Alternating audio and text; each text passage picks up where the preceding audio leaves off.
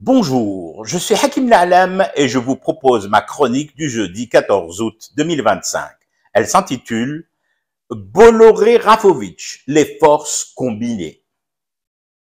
Les médias français, dans leur majorité capitalistique et kabbalistique, sont tout de même les seuls au monde capables de traiter de l'assassinat de 4 journalistes palestiniens et, pour en parler, évoquer cette horreur absolue, d'inviter le porte-parole de l'armée israélienne, Olivier Rafovitch, seul sur le plateau.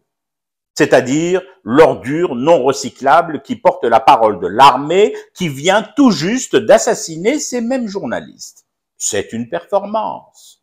Pour essayer de comprendre, replongeons un moment dans l'histoire agitée des tueurs en série et imaginons cette scène.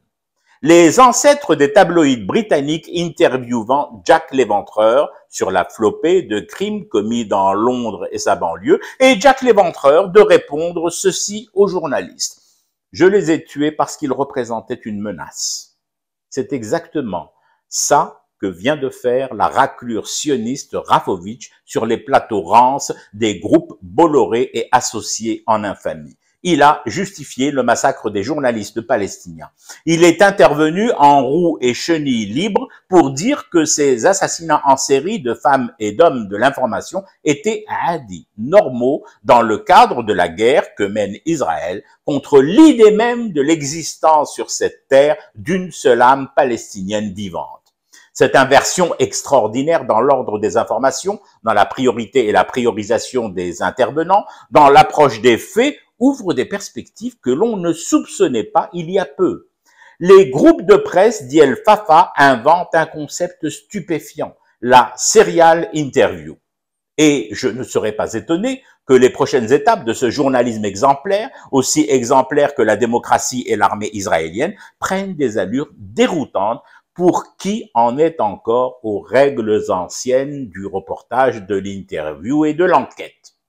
Dans cette optique, je verrais très bien une équipe de CNews attendant sur la piste d'une base aérienne israélienne ou jordanienne le retour des chasseurs israéliens pour tendre le micro aux pilotes et leur demander « Sinon, bombarder des civils faisant la queue à un point de distribution de l'aide alimentaire, ça s'est passé sans anicroche ?» Et les pilotes, tout sourire Colgate, de répondre « Aucun souci !» On avait craint un peu une masse nuageuse tardant à se lever en fin de matinée, mais finalement, tout s'est bien passé. L'ensemble des cibles regroupées autour des gamelles et des bidons ont été atteintes et mises hors d'état de manger pour de bon. Là, nous ravitaillons et puis on repart. Ben oui, il y a le dîner et les candidats au dîner à traiter là-bas sur place nette. Ne riez pas. Rafovitch, invité aujourd'hui pour disséquer l'assassinat par son armée de journalistes palestiniens, ce n'est pas mieux ni moins ignoble. C'est juste que l'armée Bolloré travaille à l'image et à la promotion de l'armée Rafovitch. Une manœuvre conjointe et surtout combinée. Je fume du thé et je reste éveillé. Le cauchemar continue. C'était Hakim La'Alam. Je vous retrouve samedi pour une autre chronique et une autre façon de dire son amour à l'Algérie.